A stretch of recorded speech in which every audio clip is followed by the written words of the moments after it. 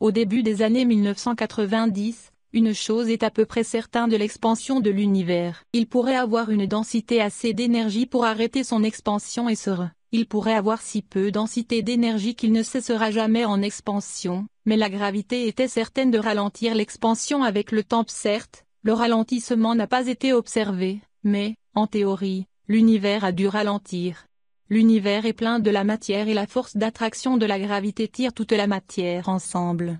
Puis vint 1998 et les observations du télescope spatial Hubble, HST, de supernoves très lointaines qui a montré que, depuis longtemps, l'univers était en expansion en fait plus lentement que ce qu'elle est aujourd'hui.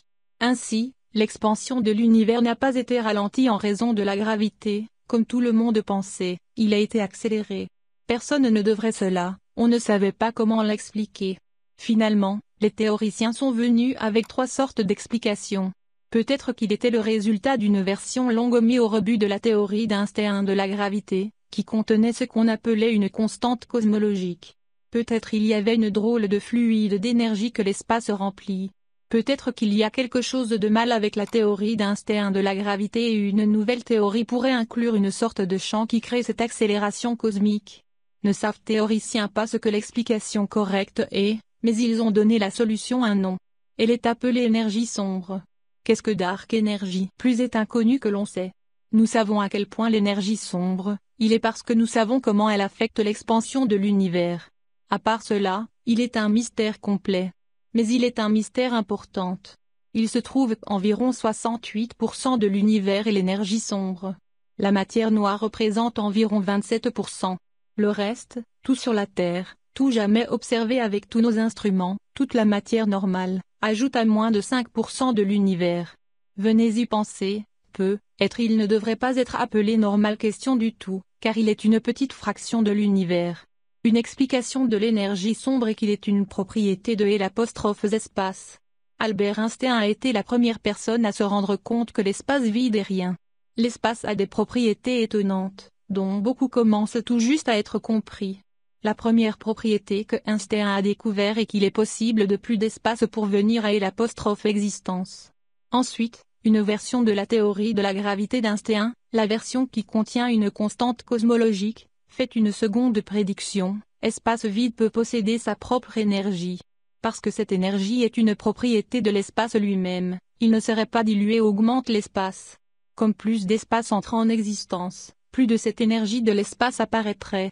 En conséquence, cette forme d'énergie provoquerait l'univers de croître plus rapidement et plus rapide. Malheureusement, personne ne comprend pourquoi la constante cosmologique devrait même être là. Beaucoup moins pourquoi il aurait exactement la bonne valeur pour provoquer l'accélération observée de l'univers. Une autre explication de la façon dont l'espace acquiert l'énergie provient de la théorie quantique de la matière. Dans cette théorie, l'espace vide est en fait plein de particules temporaires virtuelles, qui forment continuellement et disparaissent. Mais quand les physiciens ont essayé de calculer la quantité d'énergie cela donnerait un espace vide, la réponse est sortie de mal par beaucoup. Le nombre est sorti 10 120 fois trop grand. C'est un 1 avec 120 zéros après. Il est difficile d'obtenir une réponse si mal que ça. Ainsi, le mystère continue. Une autre explication de l'énergie sombre est qu'il est un nouveau type de fluide d'énergie dynamique ou d'un champ, quelque chose qui remplit tout l'espace, mais quelque chose dont l'effet sur l'expansion de l'univers est à l'opposé de celui de la matière et de l'énergie normale. Certains théoriciens ont nommé cette quintessence, après le 5e élément des philosophes grecs. Mais, si quintessence est la réponse, nous ne savons toujours pas ce qu'il est comme, ce qu'il interagit avec, ou pourquoi il existe. Ainsi, le mystère continue. Une dernière possibilité est que la théorie de la gravité d'Einstein n'est pas correcte. Ce ne serait pas seulement une incidence sur l'expansion de l'univers, mais il affecterait la façon dont la matière normale dans les galaxies et les amas de galaxies se comportait.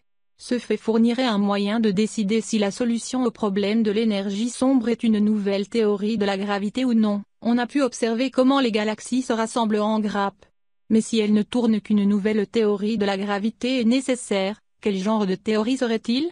Comment pourrait-il décrire correctement le mouvement des corps du système solaire, comme la théorie d'Einstein est connue pour faire, et nous donner encore les différentes prévisions pour l'univers que nous avons besoin? Il y a des théories candidats, mais aucun ne sont convaincants. Ainsi, le mystère continue.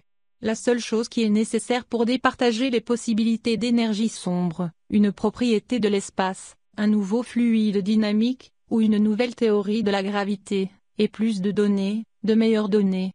Qu'est-ce que la matière noire?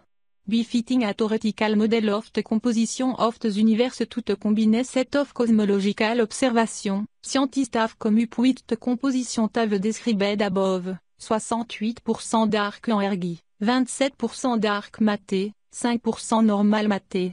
Why dark matter? Nous sommes beaucoup plus sûrs que la matière noire est pas que nous ce qu'il est. Tout d'abord, il est sombre, ce qui signifie qu'il n'est pas sous la forme d'étoiles et les planètes que nous voyons. Les observations montrent qu'il y a beaucoup trop peu de matière visible dans l'univers pour compenser les 27% requis par les observations.